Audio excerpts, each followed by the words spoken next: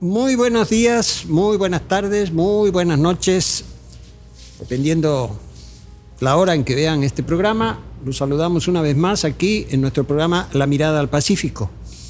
Está destinado a difundir la historia marítima, en este caso particular de que hacemos en el museo, la historia marítima de Acapulco y Pacífico mexicano. Pero eso no quita que podamos referirnos a otros espacios, a otros viajes, a otros mares, sí. Exactamente. Entonces, con esto vamos a darle entrada al programa de hoy y nos vamos a ir, en este programa vamos a ir a viajar al Polo Sur. Vamos a ir a la Antártida con un explorador inglés de la Antártida de principios del siglo XX, Ernest Shackleton. Entonces, ese es el tema de hoy. Vamos a ver qué pasó en la expedición de Shackleton al Polo Sur, que se inició en el año 1914. La expedición imperial, sí. También una cosa, Marcelo, se nos pasó el programa pasado, sí, que habíamos dicho que iba a estar el maestro Silvio, pero bueno, es que ha estado lloviendo. Bueno, si no son de Acapulco, hay temporada de huracanes, ¿no? Y de hecho teníamos planeado también salir, pero bueno, ya no se pudo. Independientemente de eso, fue una confusión, ¿no? Sí. Ofrecemos una disculpa por eso, sí, porque dijimos en el programa pasado, como bien señalas, que hoy iba a estar aquí el arquitecto Silvio Prieto, director del Fuerte de San Diego, pero no, va a estar el próximo lunes. Lo vamos a grabar el próximo lunes y va a salir la próxima semana. Bueno, de esta semana en 8, el programa sobre el Fuerte de San Diego. Entonces, reiteramos, ofrecemos una disculpa por este error que se complicó también la cuestión de las lluvias, como decía Alfonso, sí. Eso complica. Entonces, pues, dicho esto, sí, adelante. No, y fue eso. Y bueno, el programa de hoy, yo creo que no sé ni siquiera cómo llamarlo. Sí, porque yo creo que es tan especial que por esa historia yo llegué aquí al museo. Sí, por la de Shackleton, sí. Yo recuerdo cuando iba, ya ni siquiera, creo que era sexto o séptimo semestre de la licenciatura, y yo tomaba una clase que era Historia de la Magia, ¿no? Sí, era una optativa. Y ¿dónde estabas estudiando? En la ENA, en la Escuela Nacional de Antropología e Historia, sí. Y en esa clase yo conocí a una persona y comenzamos a hablar, no sé por qué razón, si la clase era Historia de la Magia, del mar. No sé por qué razón. Y la magia del mar. Sí, y comenzó. Me recuerdo que me preguntaron, ¿no? Que si yo conocía las fotografías de Hurley, ¿no? Frank Hurley. Sí, de Frank Hurley. Si las conocía, le digo, no. Dice, no, deberías de verlas. Él estuvo en la expedición, estuvieron ahí en la Antártida y todo. Hasta organizamos en el área audiovisual, organizamos una película, ¿no? Hay películas pues sobre esto y un documental. Claro. Y yo recuerdo todavía que creo que yo la fui a apartar, ¿no? La sala. Y pues no sé, es una mera curiosidad, ¿no? Pasó eso, y de hecho en el 2018, cuando yo volví, si no fue en diciembre de 2018 para acá, lo primero que pensamos cuando encontré el museo, ¿no? Cuando encontramos el museo, fue en Shackleton. Sí, no, porque decía Museo Naval de Acapulco. Dice, mira, y sí. Pero eso fue la primera referencia, vamos. Si hubiera dado esa plática o esa conversación en el salón, en una clase como Historia de la Magia, que no entiendo ni siquiera por qué yo andaba platicando de eso. Sí. Claro. No, yo tampoco hubiera, pues no sé, hasta llegado aquí al museo, ¿no? O estar aquí. Entonces, me parece un tema bastante, pues especial, ¿no? Bastante maravilloso. Así ¿no? es. Sí, es completamente poético. Y, de hecho, me gustaría, ¿no? Y lo hablamos, que comenzara el programa leyendo, bueno, la IA, ¿no? Y Google dicen que es falso, que es un mito, pero quién sabe, en realidad no todo lo que existe es real, ¿no? Ni todo lo que es real debería existir. Así es. Sí. La frase, ¿no? Con la que Shackleton reclutaba a sus hombres. Sí. Sí. Dice, la voy a leer, ¿no? Claro, para comenzar el programa, dice: Se buscan hombres para un viaje peligroso. Salario bajo, frío extremo, meses de oscuridad total, peligro constante, regreso seguro, dudoso, honor y reconocimiento en caso de éxito.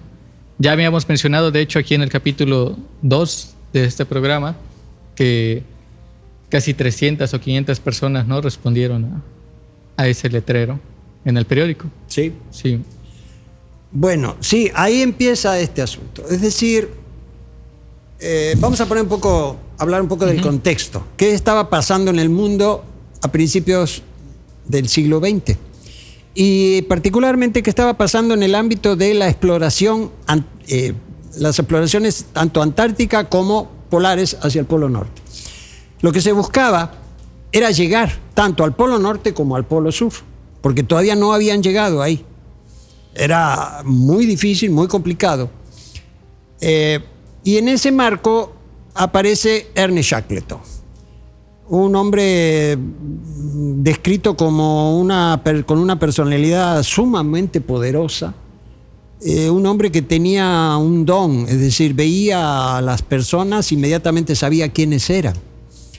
Y esto tiene que ver con cómo reclutó a la tripulación del Endurance, el barco con que van a la Antártida. Por cierto, Endurance en inglés significa resistencia. Y ahí vamos al lema de Shackleton, porque el lema de la casa de Shackleton, él era Lord, era resistir es vencer.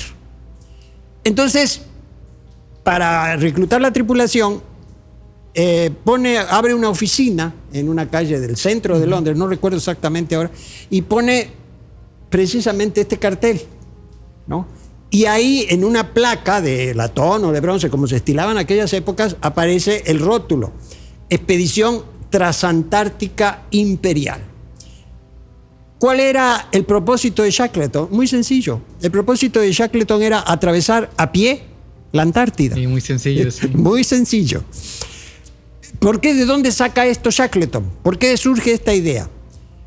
Pues porque él había participado en 1901, ya había participado con la expedición de Robert F. Scott, otro inglés cuyo propósito era precisamente llegar al Polo Sur. Sin embargo, en esa ocasión no pudieron, porque se quedaron alrededor de 1.800 kilómetros antes de llegar al Polo Sur, porque se quedan sin alimentos. Y entonces tienen que regresar, porque si no, pues ahí se iban a morir. Esa era la situación. Entonces regresan y resulta que Shackleton regresa al Polo Sur en 1907 con la idea de hacer lo que Scott no pudo hacer, es decir, llegar al Polo Sur. Pero tampoco llega. Aquí Shackleton se queda nada más que a 160 kilómetros antes de llegar al Polo Sur, porque también se le acaba la comida y tienen que regresar. En ese ínter, este viaje de Shackleton, decíamos que es en 1907, pero resulta que en 1912 Scott inicia otro viaje al Polo Sur y ahí muere.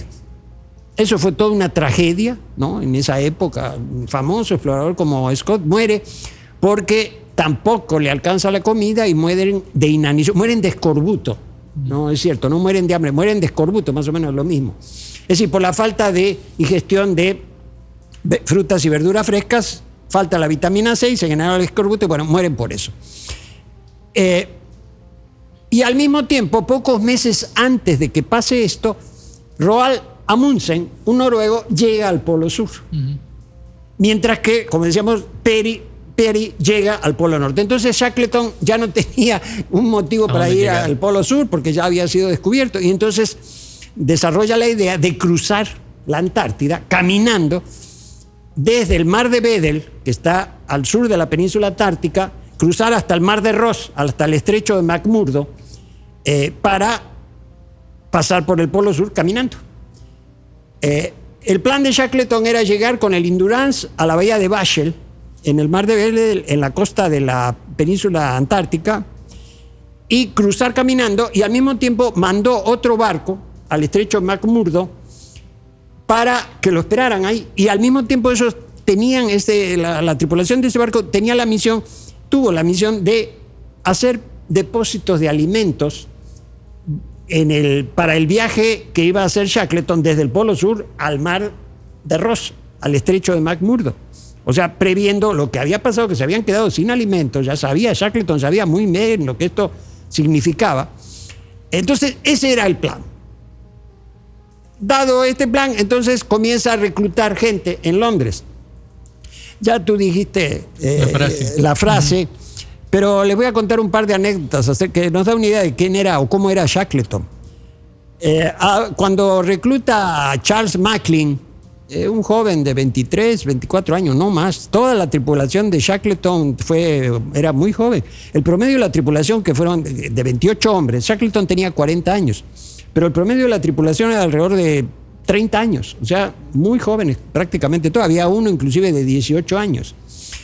Entonces, cuando contrata al médico ahí en su oficina, la oficina de la expedición transantártica, pues le hace varias preguntas en torno a la medicina, si ha navegado, etcétera, etcétera. Y de repente la última pregunta le dice, oiga, ¿sabe usted cantar?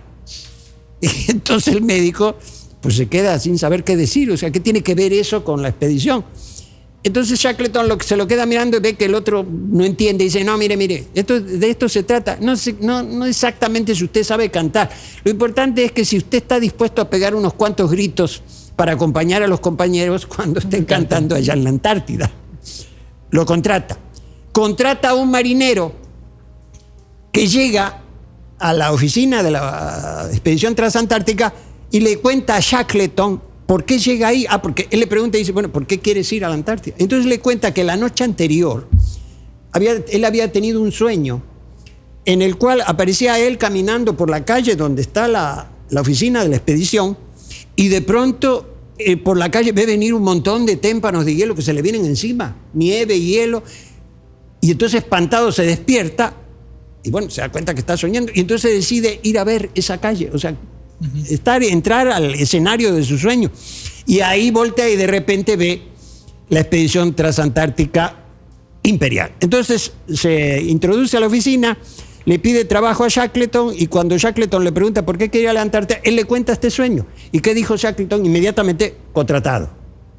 O sea, era un hombre que tenía una intuición muy poderosa. Raramente se equivocaba en el juicio que hacía de las personas que tenía enfrente. O sea, era un hombre con una gran energía, muy poderoso. Inclusive, hablan aquí, por ejemplo, Albert Lansing, que escribe este libro que se llama La prisión blanca, que digamos, si aquí están las imágenes de la expedición de Shackleton, aquí están los textos. O sea, estos son complementarios, es una maravilla, esto es una narración espléndida. Por cierto, los dos están en la biblioteca del museo. Sí, ya vamos a llegar a los libros, ¿no? De cómo llegaron aquí. Después vamos a ver cómo llegaron estos libros aquí, si es cierto, tienes razón. Bueno, total que lo contrario, y así sucesivamente completa la tripulación, y para no hacerla más larga, zarpan, si mal no recuerdo, el 1 de agosto de 1914 de Londres. Antes de zarpar, se produce el conflicto, el asesinato del archiduque Francisco José de Austria en Sarajevo, estalla la Primera Guerra Mundial, y entonces, al poco tiempo, Inglaterra entra en guerra, y entonces Shackleton consulta con sus hombres porque él pensaba que su deber era defender Inglaterra, o sea, entrarle a la guerra. Y sus hombres, cuando él plantea, es decir, posponer la salida de la expedición para ir a la guerra.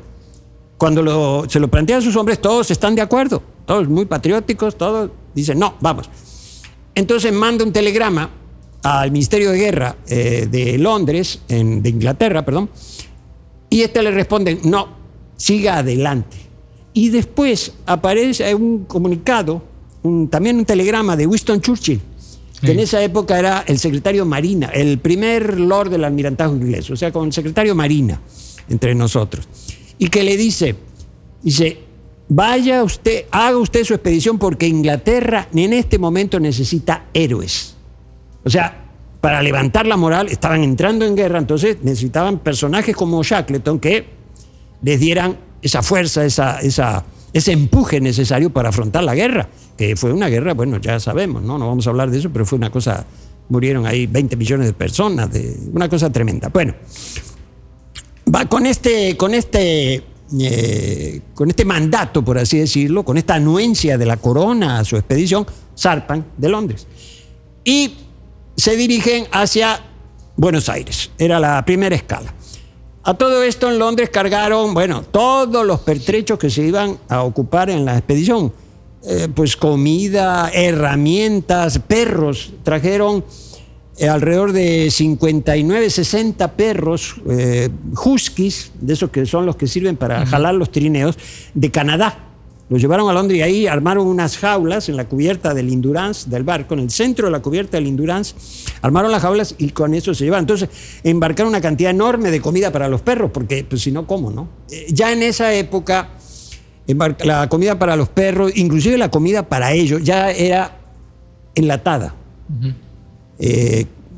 Cargaron una cantidad enorme de latas de comida, por ejemplo, inclusive ya los ingleses ya tenían enlatadas sus comidas, por ejemplo, cabeza de cerdo como en vinagre. Sí, ya había comenzado la revolución industrial, ¿no? Un poco antes. Sí. A diferencia de la expedición de Franklin, de 1846, 1847 en Canadá, que se le echó a perder el alimento que iba enlatado, porque todavía la técnica no era muy correcta. Entonces, la comida que metieron en la lata no estaba suficientemente cocida y se empezó a echar a perder.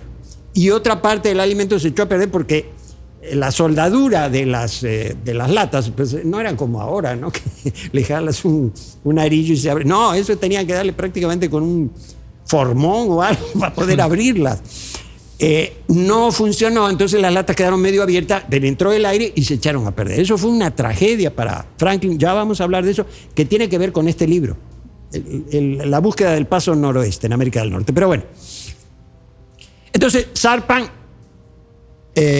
Shackleton no se va con el Endurance. Él y Worsley, Frank Worsley, el capitán del barco, al que él nombra al capitán, un marino realmente excepcional, va a demostrar sus dotes, ahorita vamos a hablar de él, durante el viaje, que fue un hombre con una experiencia, no solo él, toda la tripulación de Shackleton realmente fueron, salvo tal vez un par de excepciones, pero fueron de un profesionalismo realmente admirable, gente muy experimentada, muy disciplinada.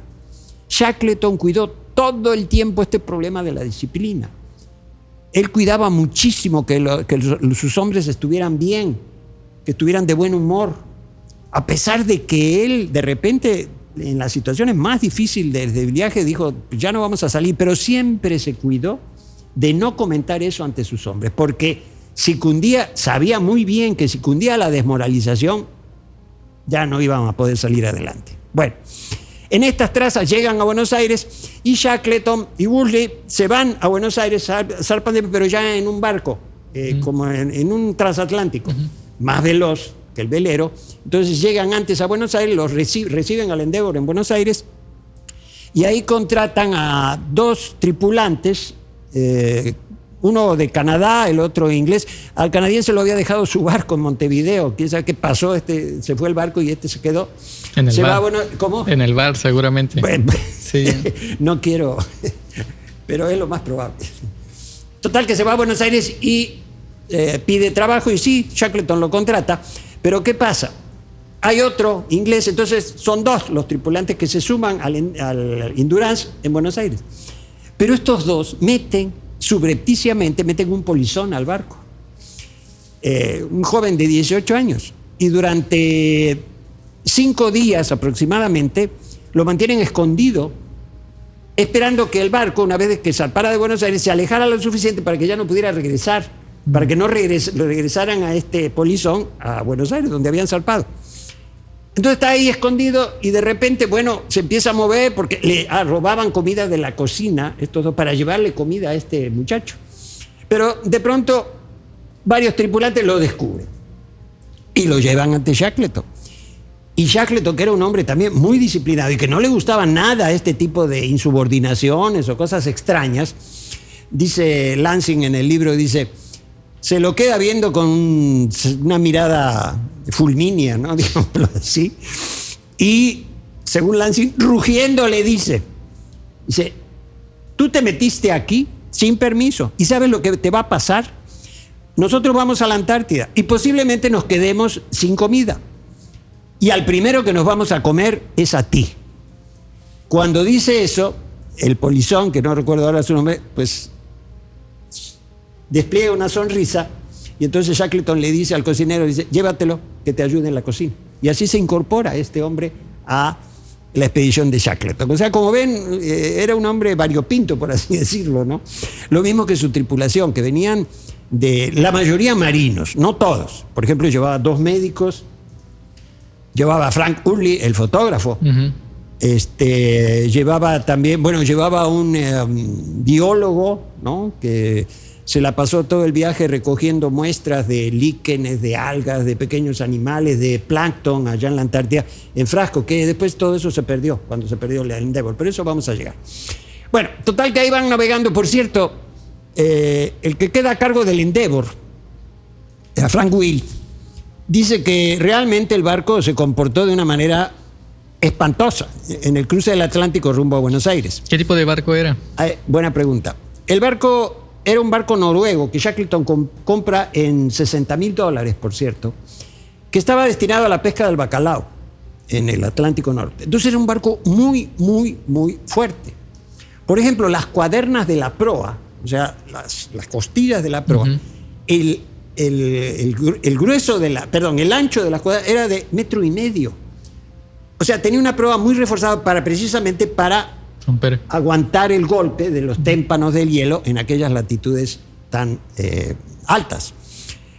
Aparte el barco estaba todo recubierto por fuera, el casco estaba recubierto de una madera, algo así como que llamaba berebú.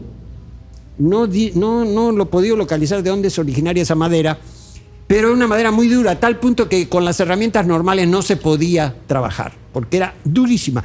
Entonces tiene una cubierta, todo el casco, sobre todo en la línea de flotación, bajo la línea de flotación, para protegerlo, para reforzarlo más aún respecto de los golpes del hielo. Era un velero, era un barco de 38 metros de eslora, 3 mástiles, en el palo que está más hacia adelante, el palo del trinquete, llevaba velas cuadras, ¿no? Y en los otros 2, en el mayor y en el mensala, velas cangrejas, le llamamos ya velas de cuchillo. Ya las vamos a ver aquí en las ilustraciones y en las fotos de Hurley. Se comporta muy mal porque el casco estaba hecho, a pesar de tener los lados rectos, pero tenía un pronunciado ángulo hacia abajo, pasando la línea de flotación, con la idea de que el hielo, al apretarlo, no lo aprisionara, sino lo levantara. No funcionó. Le funcionó a Amundsen cuando pasa en el paso del noroeste, el paso del Pacífico al Atlántico en 1909, en el Joa. Ahí sí, porque el casco era así. Pésimo para navegar, pero para el hielo, excelente. Entonces ahí zarpan de Buenos Aires y llegan a las Islas Georgias del Sur. Una nota ahí. Estaría bien también acotar o decir que hacia el sur, ¿no? Pasando los 40 rugientes, los vientos y las mareas no son como nosotros la conocemos, ¿no? Ya estamos hablando pues de tempestades, ¿no? Sí, vamos a hablar de eso ahorita. Porque no tuvieron mayores problemas en este sentido en el viaje de Buenos Aires a las Georgias del Sur. Ahí llegan a una estación ballenera noruega, en Stromness, la bahía de Stromness, en las islas, la mayor de las Orcadas del Sur. Y ahí durante un tiempo se quedan. Shackleton utiliza cierto tiempo ahí para entrevistar a comandantes de balleneros, arponeros, pidiéndole información acerca del movimiento de los mares, del mar, de los movimientos de los hielos, de los témpanos, de la banquisa. Vamos a ver qué es eso de la banquisa. Cuestiones meteorológicas, es decir, reuniendo toda la información posible en torno al lugar a donde se iban a llegar, que era el mar de Weddell y particularmente la bahía de Bachel. Pasan varios días ahí, no recuerdo, creo que son como 15, 20 días que están ahí. Y de ahí zarpan para la bahía de Bachel en el mar de Weddell. Y ahí empiezan los problemas. Porque la idea de Shackleton era, él sabía que los hielos iban a aprisionar el barco. Pero contaba con que, o sea, el mar de Weddell, digamos, es como una especie de medio círculo. Entonces toda la parte superior... Podemos poner un mapa ahí. Sí, vamos a poner un mapa de esto, lo van a ver ustedes. Y como pueden ver ahí, toda la parte superior es la Antártida y la península antártica. Y la parte inferior pues está relativamente abierta, aunque hay una parte cerrada por las Islas Sandwich del Sur, como van a ver ahí. Pero resulta que el hielo que se pone ahí sobre el mar, le llaman la banquisa, que es una inmensidad de hielo, es una planicie de hielo que se va moviendo al impulso de la corriente y los vientos. Entonces, la idea de Shackleton era, sabía que el hielo le iba a atrapar el barco, pero pensaba que con la deriva de la banquisa iba a llegar a la bahía de Bache. Pero no pasó. No. Lo cierto es que la banquisa no se movió como él esperaba, o como se esperaba, sino que se queda ahí, se quedan aprisionados en el hielo aproximadamente a 60 millas de la bahía de Bache. Pero ¿qué pasa? La idea era decir, bueno, pero si llegaron hasta ahí, ¿por qué no se bajaron del barco y se fueron caminando? No se puede. ¿Por qué? Porque la banquisa no es una superficie de hielo uniforme, no. Van a verlo ustedes ahí, es una superficie atravesada por grietas, por crestas de presión, le llaman. Cuando el hielo, por una tormenta, empieza a presionarse, de repente llegan dos témpanos y de repente hacen esto, se paran. Se paran verticalmente y pueden alcanzar 10, 14 metros de altura. Entonces caminar ahí era absolutamente imposible. Pero no solo caminar, porque tenían que llevar el equipo. Sí. O sea, no era cuestión de que no era un paseo, tenían que llevar todo el equipo para atravesar la Antártida. Los perros, los trineos, la comida. Perro, trineo, comida, exactamente, pertrechos, o sea, todo. Entonces no era. Entonces deciden esperar que en algún momento pues se abra la banquisa, pero no se abre. Ese año fue particularmente difícil, fue un año particularmente frío, para desgracia de Shackleton y su tripulación, y ahí que se quedaron atorados. Y entonces empiezan a moverse la banquisa empieza a mover y el Endurance comienza a viajar paralelo a la costa de la Antártida, es decir, a la costa de la península antártica. Y entonces van esperando de que en algún momento se abre el hielo y puedan pasar. A todo esto intentan romper el hielo, porque sí, cuando se dan cuenta de que la banquisa no se va a abrir, entonces se van a ver las imágenes, tratando de abrir canales para que el Endurance pudiera navegar por ahí, pero fue absolutamente imposible. Acababan extenuados con sierras, picos, hasta con formones le daban al hielo, pero el hielo en esa zona tenía entre 3 y 4 metros de espesor. Entonces era un trabajo realmente de loco. No obstante eso, lograban abrir pequeños canales y cuando consideraban que tenían el espacio suficiente, le arrancaban el motor, porque el Endurance, por cierto, era un velero, sí, pero también traía motor de vapor de 350 caballos. Entonces, ¿qué hacían? Cuando consideraban que había suficiente espacio, entonces prendían la caldera, aceleraban el motor a todo lo que daba y se iban contra el hielo para tratar de romperlo, pero nunca pudieron. Sin embargo, el barco resistió esos golpes, que eran unos golpes terribles, pero no pudieron romperlo. Durante ese lapso, se instalan, van a ver imágenes de la vida a bordo, cómo comían, cómo cantaban. Ahí apareció uno de los tripulantes que había metido de contrabando al barco un ukelele. Entonces, contentos porque sacaban el ukelele y se ponían a cantar. Claro, después de cierto tiempo ya eran la misma canción, ya estaban todos bien aburridos, ¿no? Y al mismo tiempo los libros que llevaban en el barco, pues también los leyeron como 15 veces, pero porque ya estaban hartos de estar ahí. Fue un sufrimiento muy fuerte. Los trabajos le generaban, por ejemplo, ampollas en las manos, y entonces las ampollas, por estar ahí batallando con el hielo, ¿no? Luego se llaman de agua, ¿no? De agua. Sí, no, y también cabe decir algo también importante ahí son las alucinaciones, ¿no? Quizá mucho se podría pensar y tenemos la idea como que las alucinaciones son solamente propias del desierto. No. Pero en el frío, sí, en el frío también tienes alucinaciones. Vamos a hablar del invierno que pasan ahí.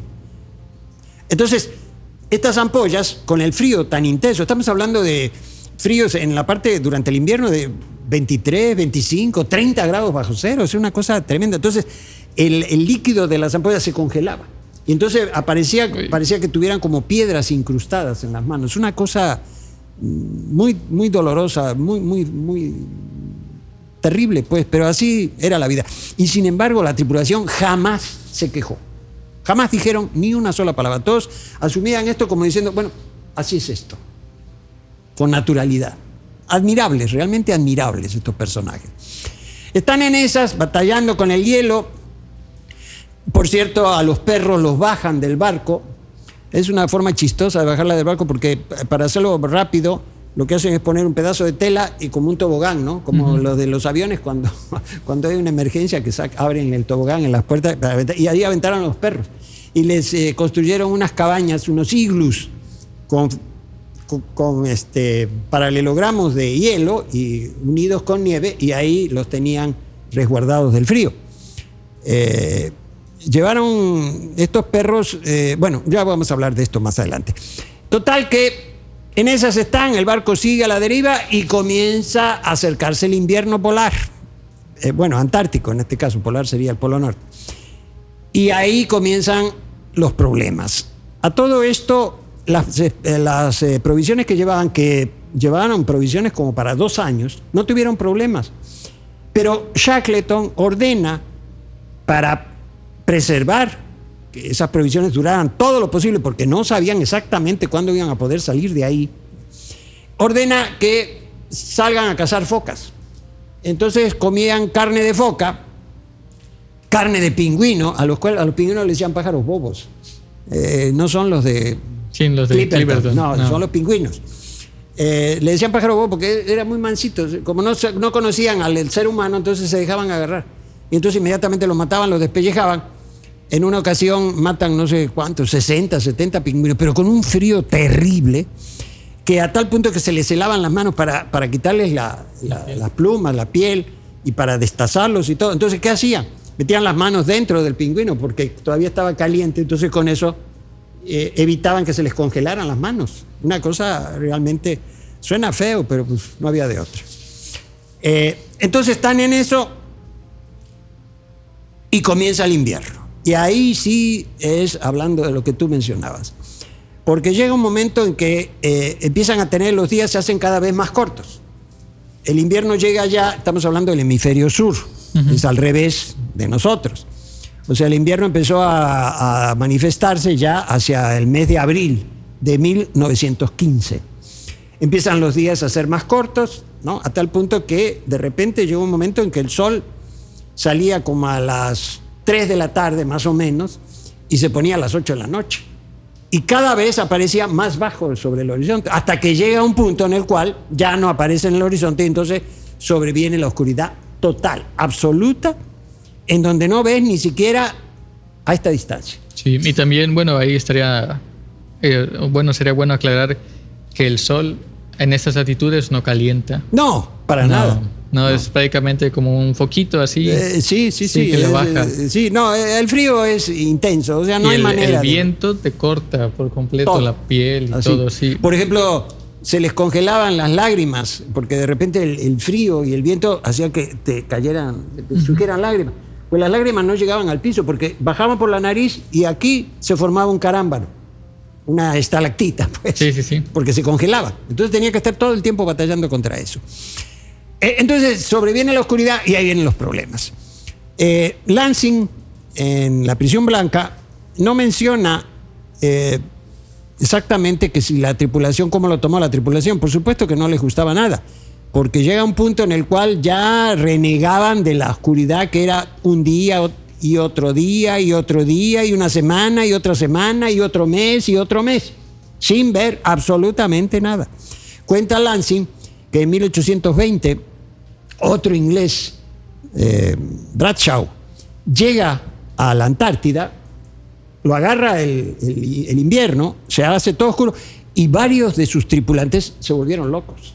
O sea, no pudieron con esa sensación de que oscuro y oscuro y oscuro, y cuando sale el sol, pues no sale el sol. O sea, tremendo, una cosa terrible. Claro, también disfrutarán de las auroras no boreales, las auroras antárticas, o sea, estas luces que aparecen, sí, ¿no? En el caso del Polo Norte son las más conocidas, pero también hay en el Polo Sur. De hecho, en las notas o los relatos también de quien sube en el Everest, está que cuando el invierno, mejor dicho, cuando el frío es muy intenso, la alucinación pues al menos la persona hace que vaya siguiendo otros personajes imaginarios y caigan. Sí, que pierdan el camino y se Así caigan. es. Sí. Y esto es muy peligroso. Shackleton lo sabía muy bien. O sea, en cuanto te entra la desesperación, ahí sí ya es muy difícil poder salir adelante con esto. Y Shackleton por eso cuidaba mucho la moral de la tripulación. Eso era trascendental para él. Shackleton era un hombre muy voluntarioso, arriesgado.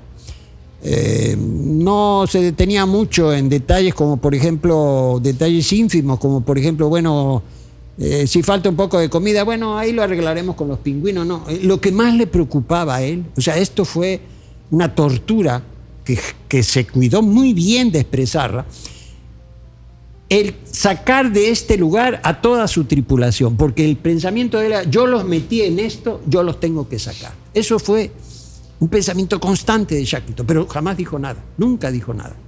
Sin embargo, actuó en consecuencia. Total que siguen en la banquisa, pasa el invierno con mucho sufrimiento, con muchos problemas. Los sufrimientos, bueno, cuando salían, inclusive en algunas ocasiones ahí, cuando estuvieron en la banquisa, ya después que pasa el invierno, hasta organizaron partidos de fútbol.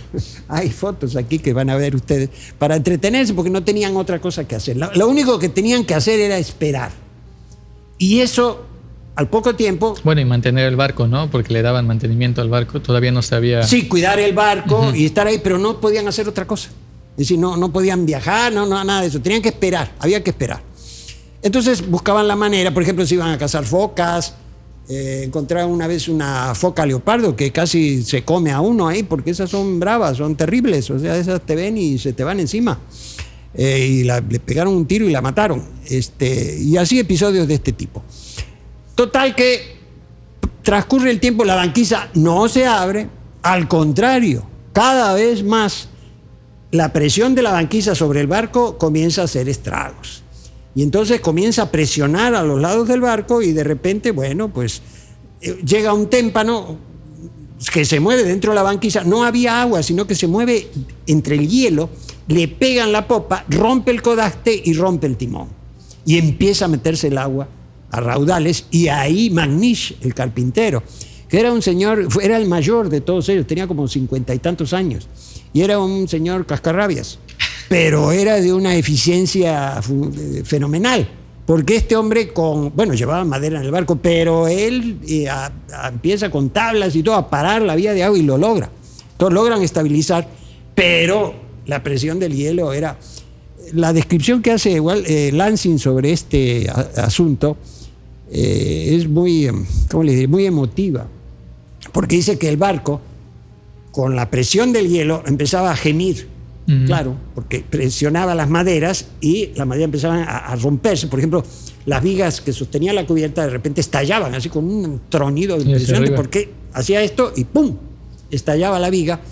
Entonces, Lansing habla de la agonía del Endurance. Del Endurance, sí, es una imagen muy tierna.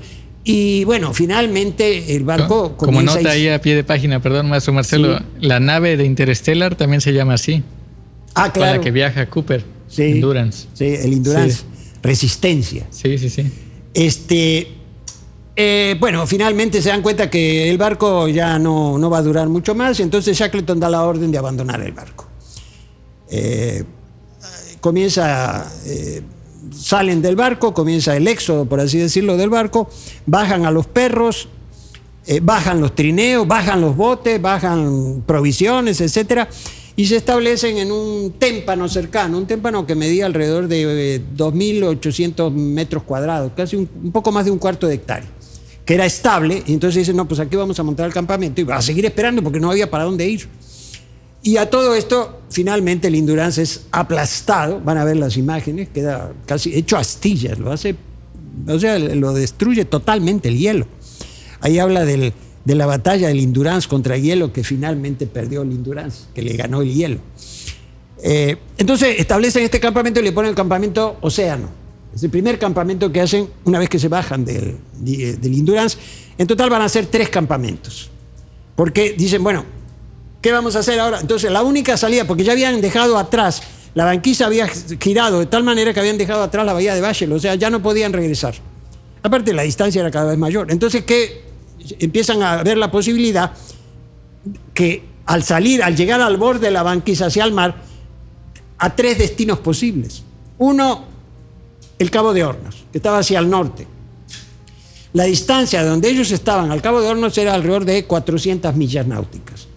La otra opción era las Islas Malvinas, pero esa estaba a 550 millas náuticas. Y la tercera opción eran las Islas Georgia, donde ellos habían parado cuando llegaron, pero eso estaba a 880 millas náuticas. Y entonces se ponen a ver cómo tenían sus mapas, sus cartas, ¿no? Entonces empiezan a estudiar y llegan a la conclusión que, a pesar de estar el lugar más lejano, era la Georgia, era el con el que podían llegar con mayores garantías de éxito, porque atravesar de donde ellos estaban hacia el Cabo de Hornos, en Tierra del Fuego, había que atravesar el estrecho de Drake, y es uno de los lugares más difíciles todavía hoy en día para navegar. Ahí los vientos, ahí es donde ellos, me voy a adelantar un poquito, bueno, luego lo digo. Entonces deciden que no se puede pasar por ahí porque se van con los botes. El bote mayor de los 3 botes que bajan del barco para poder salir de esto era el James Caird, que era un bote de 6.5 metros de eslora, o sea, y 2 metros de ancho, ¿no? Y los demás eran 2 chalupas. ¿Perdón? No, era un bote salvavidas, sí. Entre salvavidas y para las provisiones y cosas por el estilo. Y los demás eran 2 chalupas un poco más pequeñas. Entonces ahí van, llevando arriba de los trineos, pasando las crestas de presión, las grietas, de repente ya no pueden pasar, tienen que regresar, dar la vuelta, bueno, una cosa, y iban arrastrando entre los perros y los hombres, iban cargando con esto. Había días que avanzaban 140 metros, otro día 180 metros, entonces era muy difícil. Total que logran llegar al mar y entonces viene esta elección. O sea, el estrecho de Drake no, las Malvinas, pero las Malvinas estaban en medio del Atlántico. Es decir, ya había que salir mar afuera y era muy arriesgado con un barco de 6,5 metros, pues era completamente casi inútil. Y la tercera era la de las Georgias, que es la que deciden finalmente para salir de ahí. Entonces, deciden navegar, salir de la banquisa y en un principio dirigirse a un lugar. Lo que ellos querían era sentir tierra firme bajo los pies, porque todo el tiempo que estuvieron en la banquisa eso era inestable absolutamente y corrían el riesgo de que de repente estaban en un témpano, como les pasó en los campamentos, que de repente el témpano ¡prac!, se rajaba y había que salir corriendo porque se abría y te vas al fondo, te vas al agua y te congelas en menos de 2 minutos.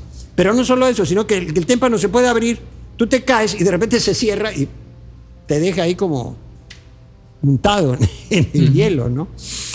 Entonces, ahí, buscando la tierra, porque querían llegar a tierra, es decir, necesitaban esa certeza.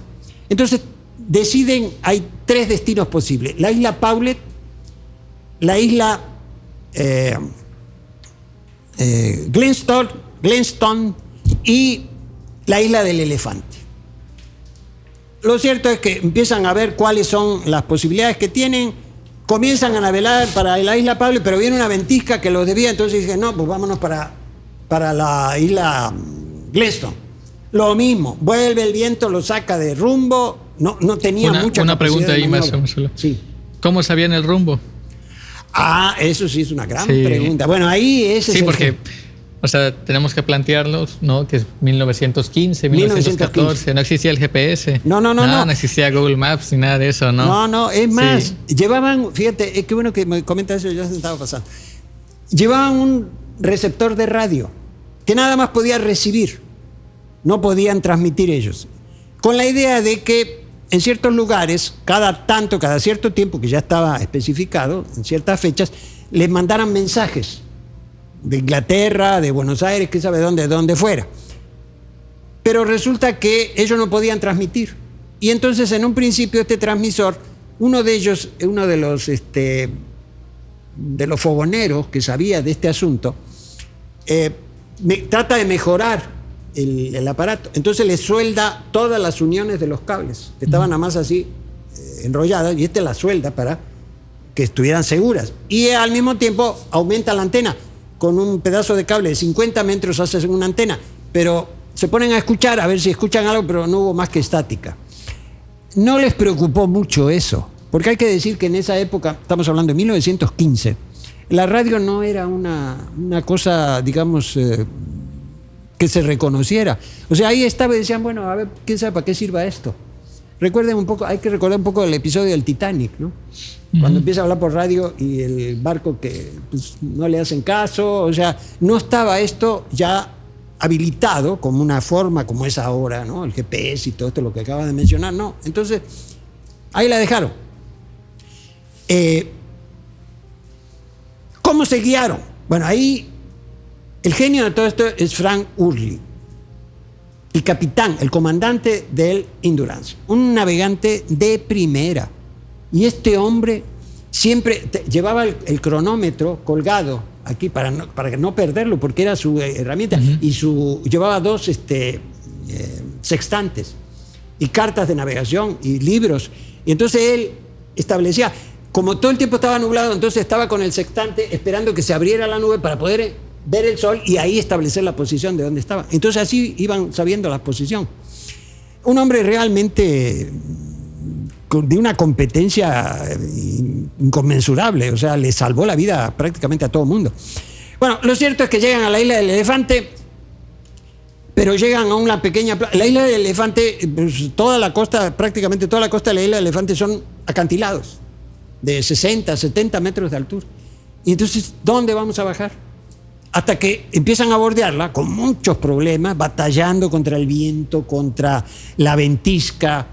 De repente bajaba la niebla, se levantaba un poco la niebla y llegaba la lluvia, el granizo, o sea, por todos lados les caía. Pero logran encontrar una pequeña playita de guijarros y ahí encallan los barcos y se bajan. Y pues por primera vez felices de la vida porque ya estaban en tierra, que era lo que buscaban ellos, tener la tierra firme bajo los pies, no un bloque de hielo que en cualquier momento se podía derretir o partir y acabar con ellos. Llegan ahí, se tiran así felices de la vida, algunos tambaleando porque habían estado tanto tiempo en los botes que perdían el sentido del equilibrio. Te afecta cuando te pasas mucho tiempo en un barco, suele pasar eso. Entonces iban tambaleando pero felices. Pero Shackleton, que no se rendía, lo primero que hace es empezar a revisar el lugar. En la playa tenía como del mar a donde empezaba el acantilado, alrededor de 30 metros por tal vez 50, 100 metros de ancho. Y Shackleton se da cuenta, empieza a revisar el lugar y empieza a ver las marcas de la marea. Y ve que cuando viene la marea o cuando vienen las ventiscas el agua sube y que no es un lugar seguro, porque si se quedan ahí va a llegar una ventisca y se los va a llevar. Entonces, haciendo de tripos corazón, como decimos coloquialmente, vuelven a subir a los botes y empiezan a buscar otra playa, otro lugar donde quedarse ahí en la isla Elefante. Por cierto, lo encuentran, ese sí ya, porque es una playa más amplia, no son playas de arena como nosotros, sí, no. Son de piedra, de guijarros, ¿no? Muy inhóspito todo eso. Y entonces se quedan ahí y, por cierto, descubren una cueva que había un glaciar, porque en esa playa caía, a un lado caía el hielo de un glaciar que va cayendo, ¿no?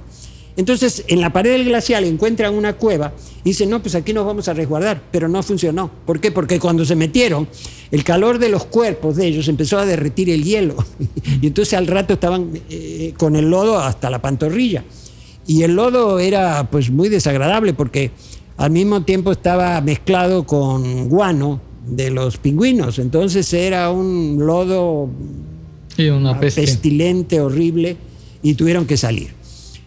A todo esto se dan cuenta, ya sabían, a pesar de que disimulaban, pero ya sabían que alguien tenía que salir de ahí rumbo a las Georgias para poder salir, porque en la isla del Elefante no había posibilidades de nada, de rescate alguno, no era posible.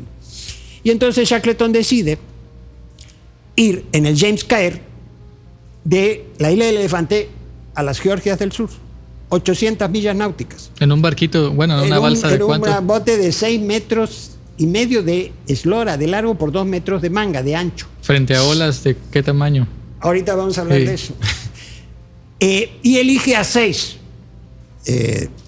integrantes de la tripulación, entre ellos a Frank Worsley, que era el comandante, que un navegante de primera. Fíjense que logró atinarle a la Shetland, porque el asunto era salir de la isla del Elefante y llegar a la Shetland aquí. Pero el problema era atinarle exactamente, porque si le pasaban de largo, iban a seguir hacia el Atlántico Sur, y el destino más cercano ahí era el Cabo de Buena Esperanza en África, 3.000 millas de distancia. Entonces, si le erraban a las Georgias, no había posibilidad, muertos. Pero Worsley, así como les comentaba, ¿no? De repente salía el sol y lograba establecer la posición, y así van avanzando, hasta que finalmente llegan a las Georgias. Pero antes los zarandearon las ventiscas de una manera terrible. Era no olvidar que iban a remo. Iban a remo, no, y a vela, porque el Keir le montaron 2 mástiles. Entonces tenía una vela mayor, tenía una cangreja, un foque y una pequeña vela cuadra. Que todo no funcionaba muy bien porque los vientos eran, vientos, estamos hablando casi de Otis. Ahí Woolsey constató vientos de cerca de 300 kilómetros por hora. O sea, como Otis, allá. Milagrosamente se salvaron. Hay una escena que es a la que te refieres, me imagino. En una de esas noches están todos ateridos, llenos de frío. Por ejemplo, uno de ellos, por estar todo el tiempo sentado al timón, le sale un absceso en una nalga, que después se transformó en una bola terrible que la tuvieron que cortar y sacaron como 1 litro de pus y una cosa horrible. Tenían que mover constantemente las piedras porque al barco le pusieron lastre para que no se volteara, pero de repente el barco se inclinaba, entonces tenían que mover las piedras para el otro lado, pero de rodillas, porque McNish le hizo al bote una especie de cubierta, puso unas tablas, una lona, y entonces lo cerró, y abajo iban ellos, y el único que quedaba expuesto afuera era el timonel. Y entonces en una ocasión Shackleton estaba al timón y de repente voltea así y ve un resplandor y les empieza a gritar a los demás que pues ya viene el amanecer, que ya, pues ya la libraron, porque esa noche había sido terrible, unos vientos 25 grados bajo cero, vientos de casi 300 kilómetros por hora, lluvia, nieve, granizo. En una parte llega una granizada pero terrible. Y entonces Shackleton dice, ve una especie de, como un resplandor hacia aquí. Y le grita, dice, oigan, ya pasamos la noche, ya podemos, ¿no? Pero en eso voltea, porque empieza a oír un rumor extraño. Y vuelve a voltear y se da cuenta que es una ola, que medía alrededor de 26 metros de altura.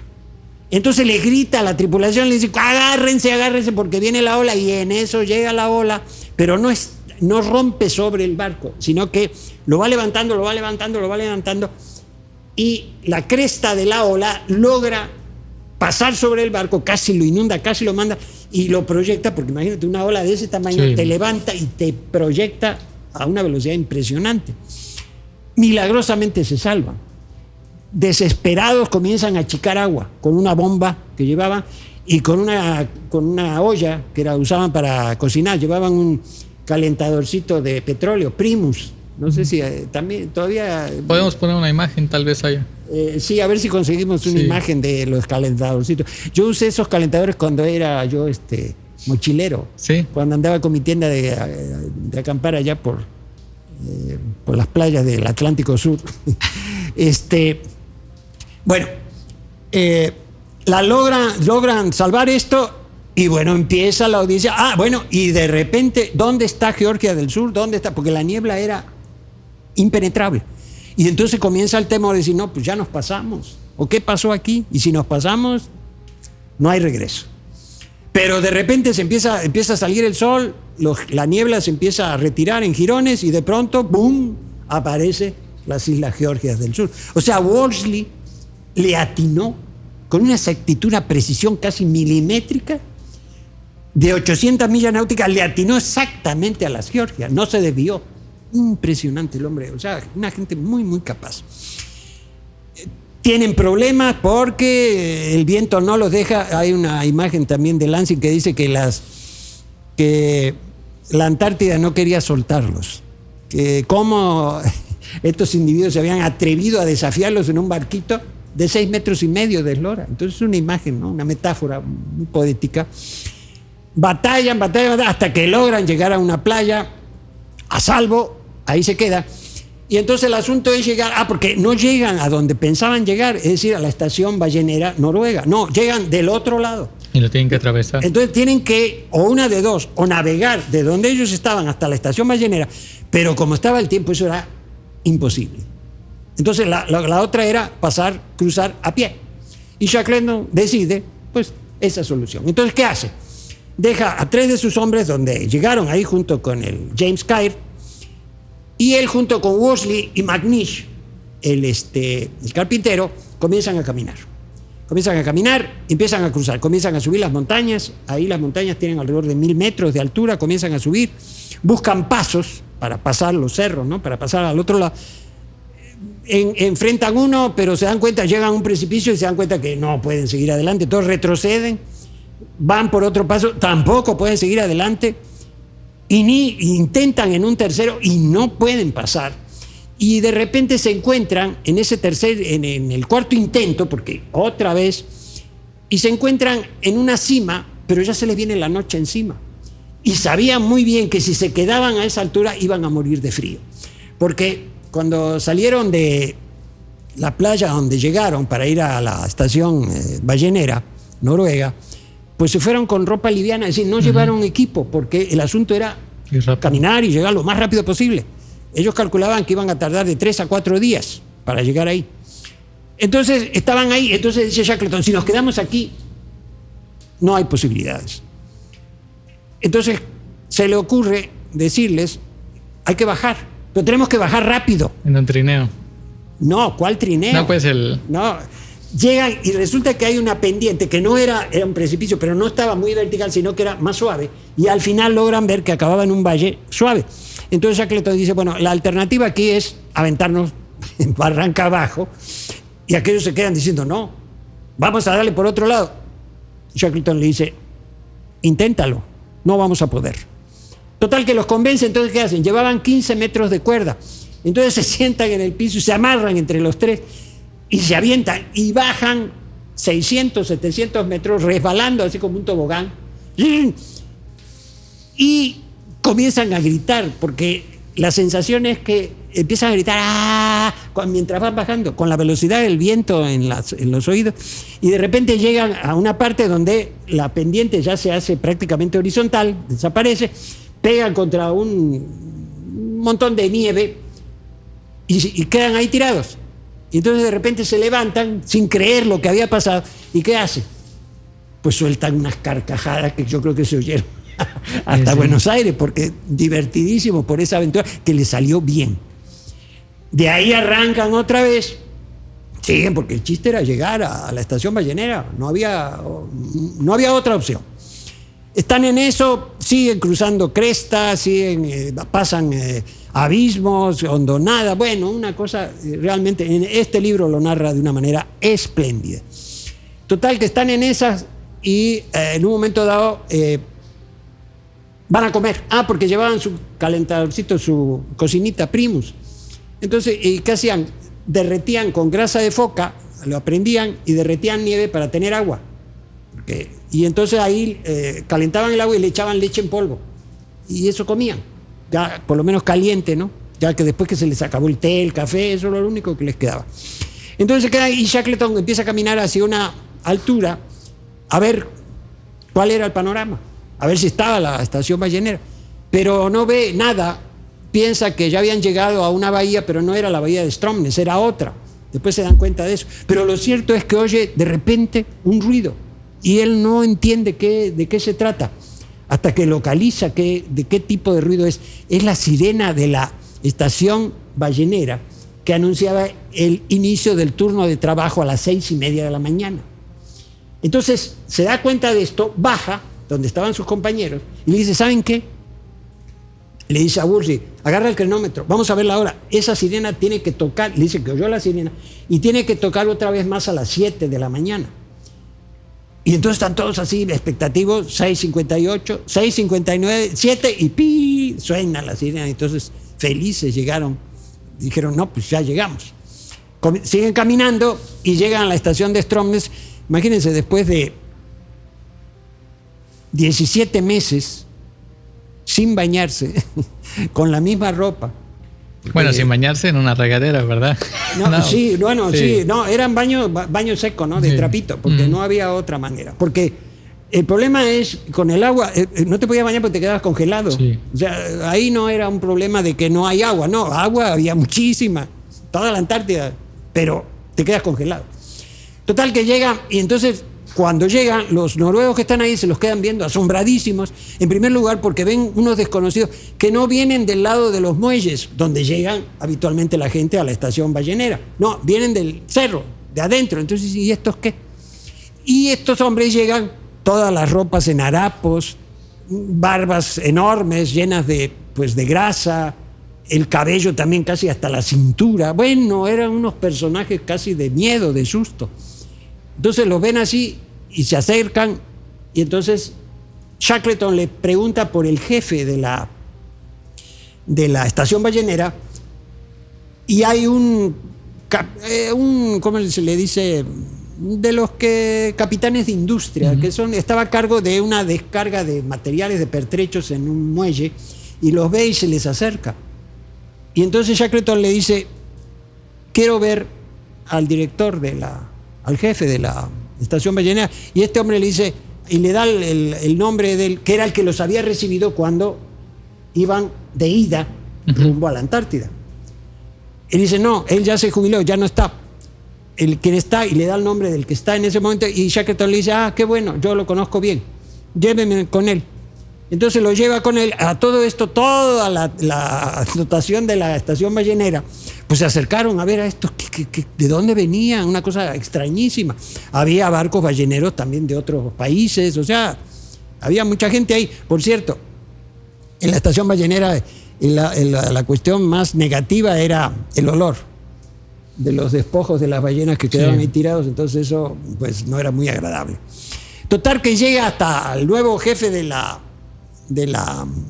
estación ballenera, y este se lo queda viendo, no sabe quién es, y entonces Shackleton, con una voz ya muy, muy cansado, Shackleton ya estaba todos estaban muy cansados, pero Shackleton particularmente, cuando llegan a la estación, como que se derrumba, no se derrumba, pero suelta la tensión, y entonces le aparecen unas ojeras, una cosa terrible, ya no podía hablar, habla apenas así, con un murmullo, porque ya la voz ya no le daba.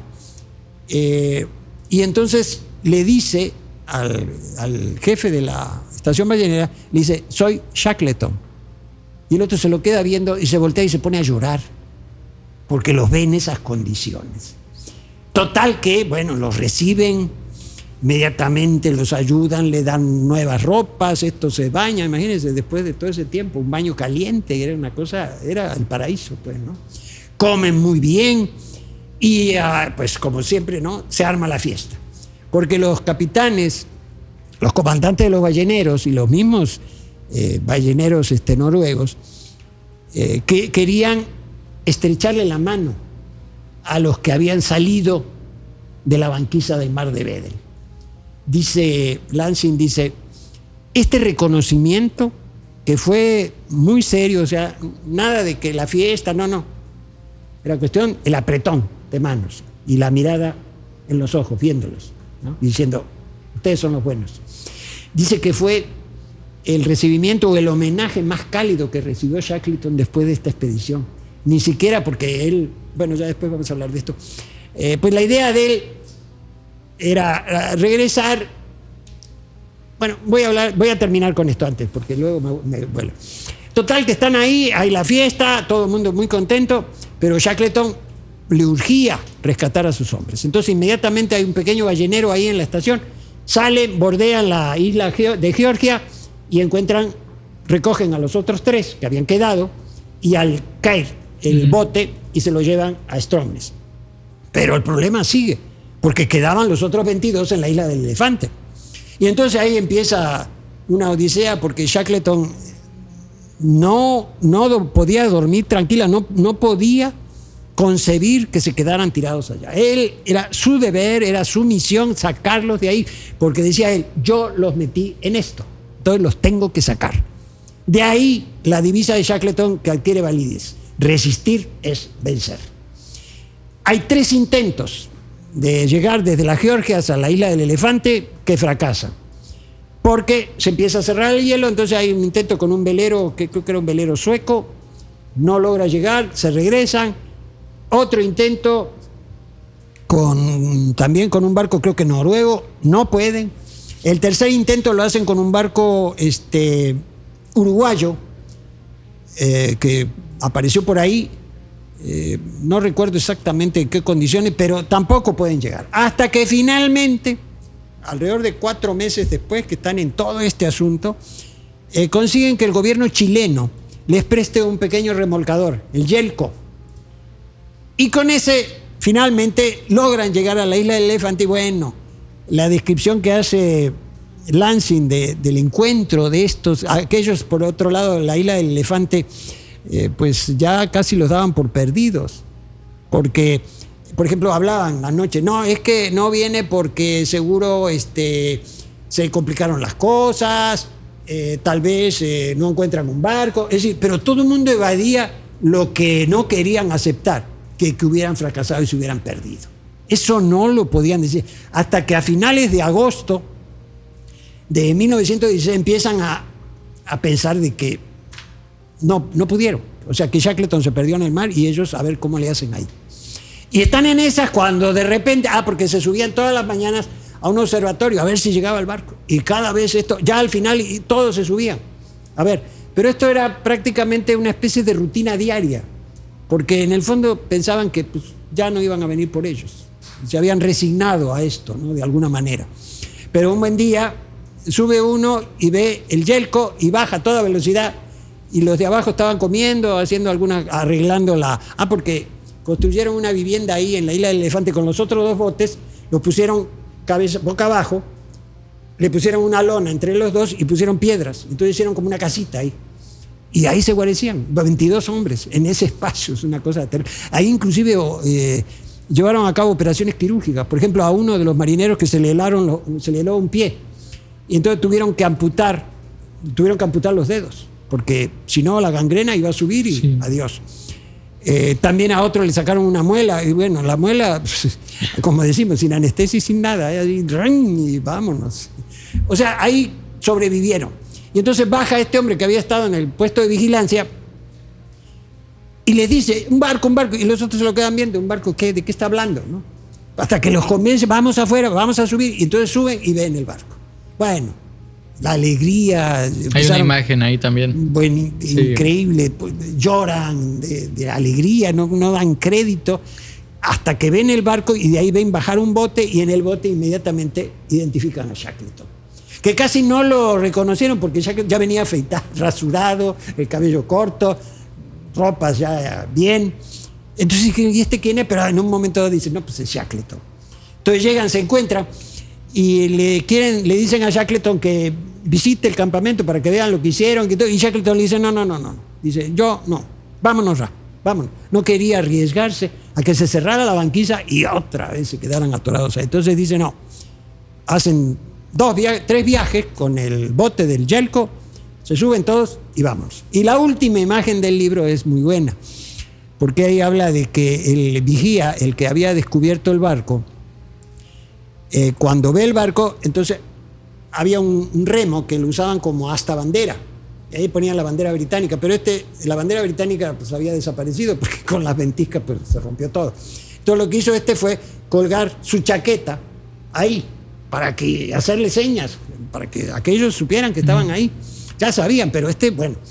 Y entonces la última imagen es cuando este personaje se va en el remolcador y voltea, y lo último que ve de la isla del Elefante es el remo con su chaqueta ondeando, y dice, bueno, ahí estará hasta que las ventiscas y los pingüinos acaben con ella. Así termina el viaje de Shackleton.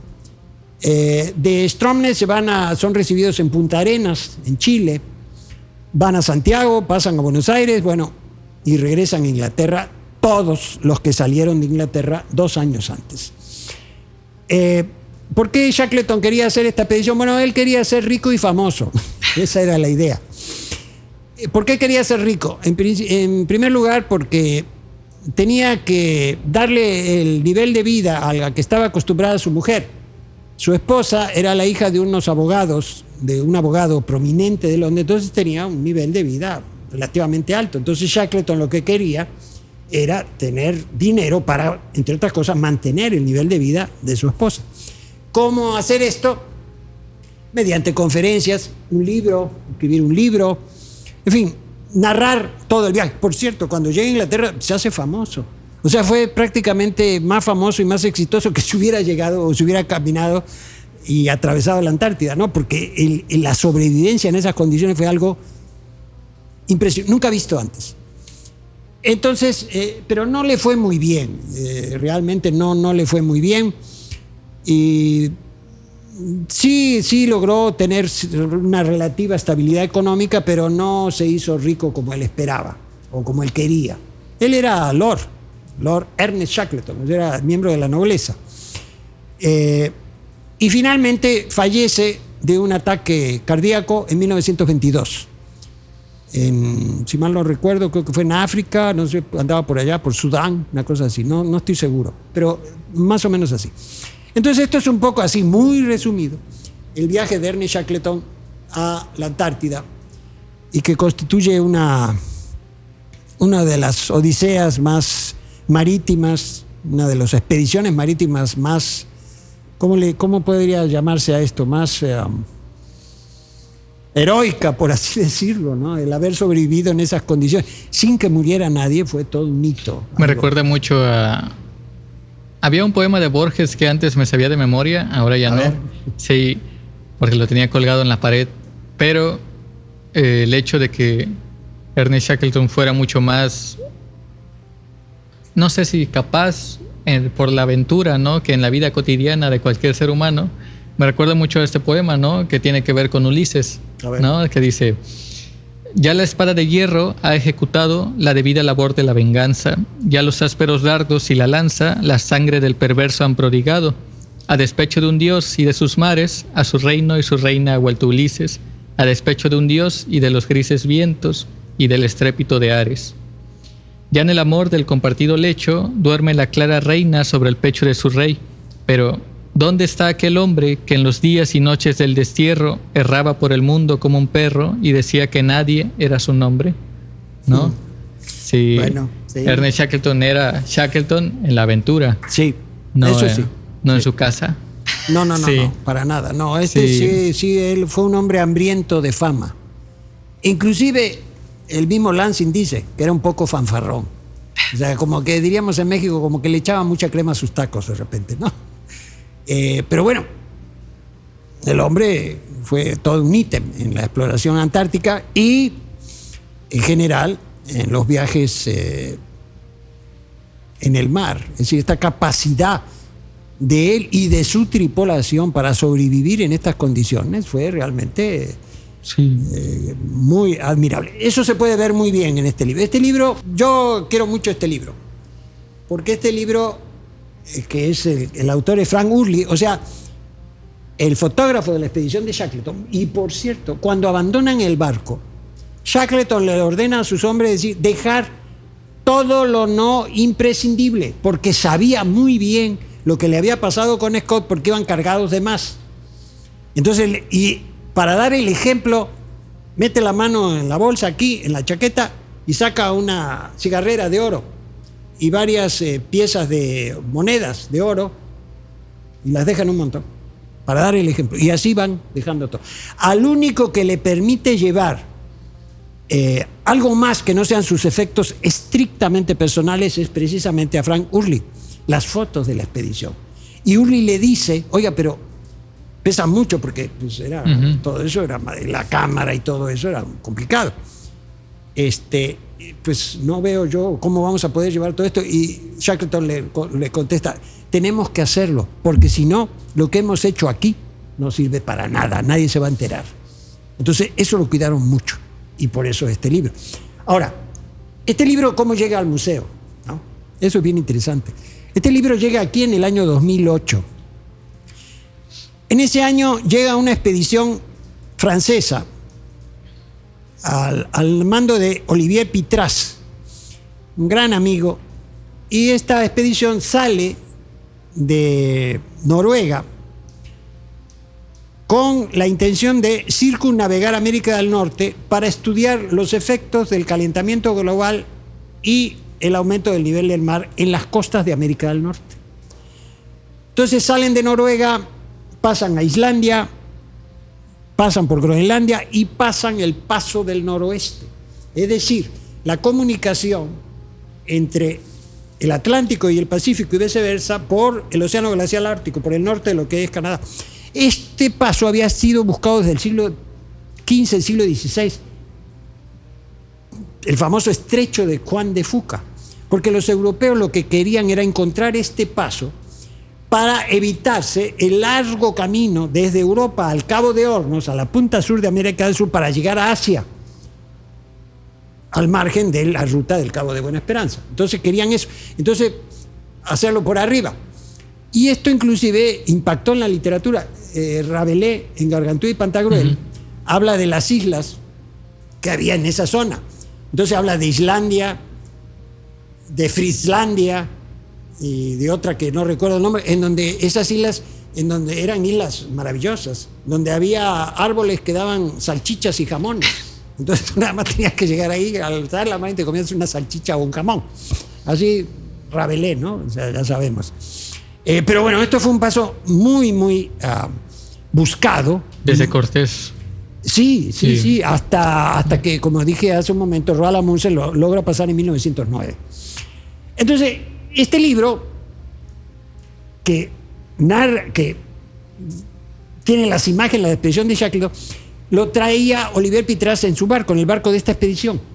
Ellos pararon en Vancouver y ahí estuvieron estudiando las medidas que estaba tomando Canadá para el asunto del calentamiento global. Es decir, cómo en Canadá, en la zona de Vancouver, ya la gente, digamos, los particulares, los privados, no puedes construir cerca del mar, ya no se puede.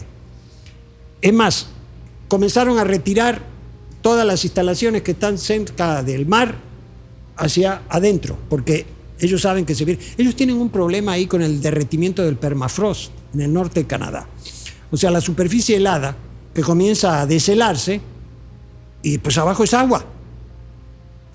Entonces, inclusive han tenido que mover pueblos enteros porque de repente empezó a licuarse la tierra y tuvieron que salir corriendo porque si no se iban abajo. Pasan a San Francisco, en donde estudian las tecnologías alternativas ante el cambio climático. Ahí en San Francisco hay un gran encuentro sobre esto, ellos participan ahí. Y luego vienen a Acapulco, y aquí vienen con el tema de qué pasa con el turismo ante el calentamiento global y el aumento del nivel del mar. Y en el 2008, ¿no? En 2008. Mucho antes que Otis. Sí. Y lo interesante es que nosotros fuimos su apoyo en tierra de esta expedición.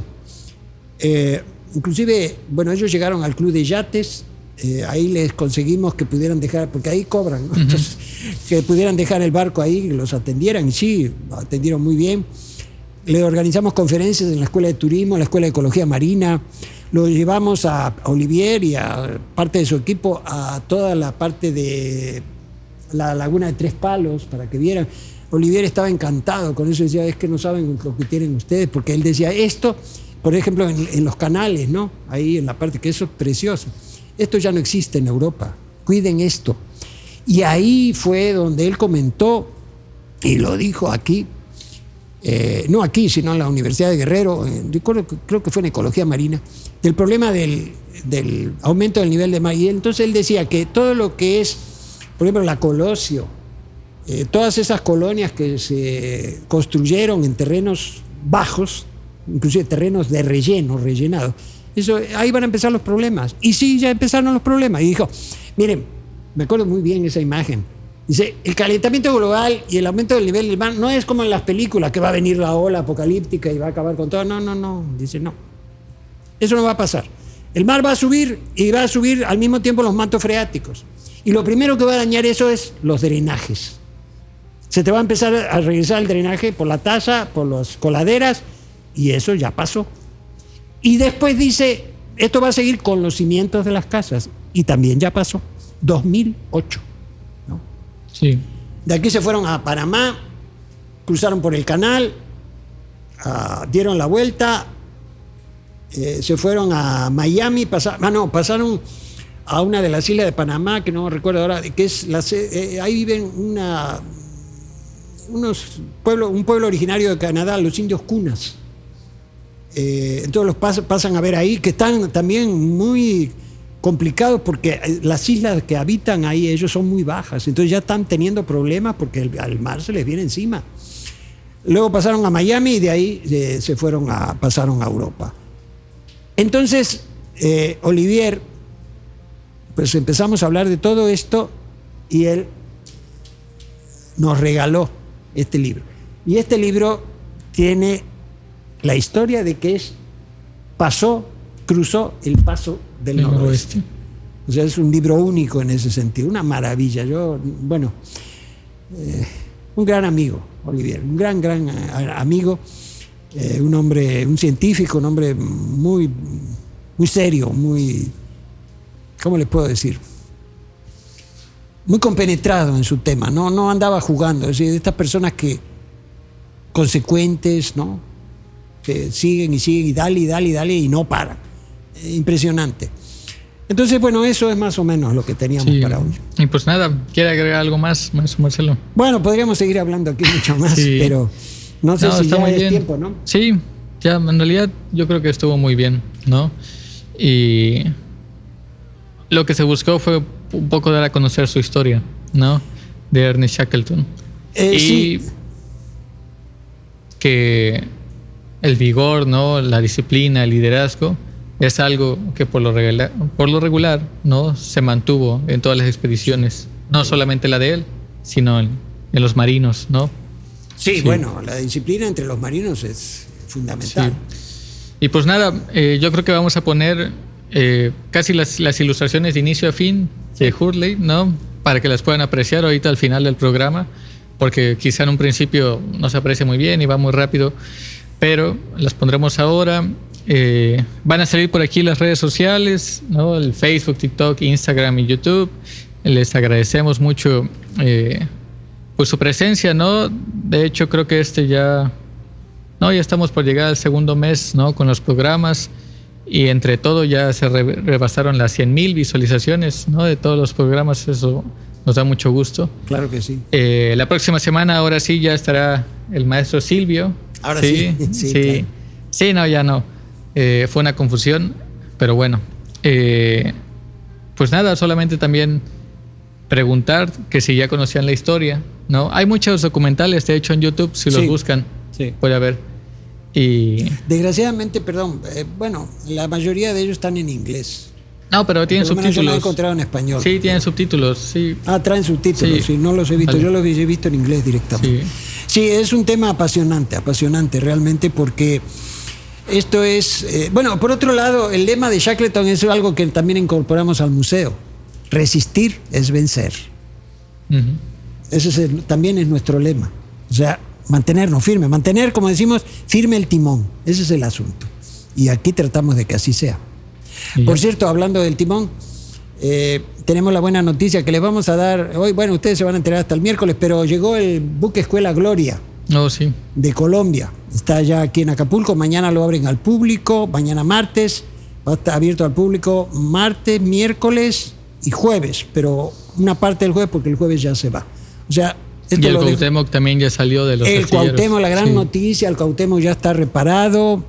Ya hizo sus pruebas de mar. Ya probaron que todo está bien, funciona muy bien, y salió del astillero, regresó al puerto de Nueva York, y de ahí ya hoy habló la presidenta de esto, prácticamente a fin de mes ya va a regresar a México. Afortunadamente ya vamos a tener al Cuauhtémoc una vez más entre nosotros, que es un orgullo. Ese barco es un orgullo para todo México y para toda la Marina, por supuesto que sí. Bueno, y pues nada, con esto concluimos. Muchísimas gracias a todos los navegantes y nos vemos aquí en el próximo capítulo sobre el fuerte de San Diego. Gracias.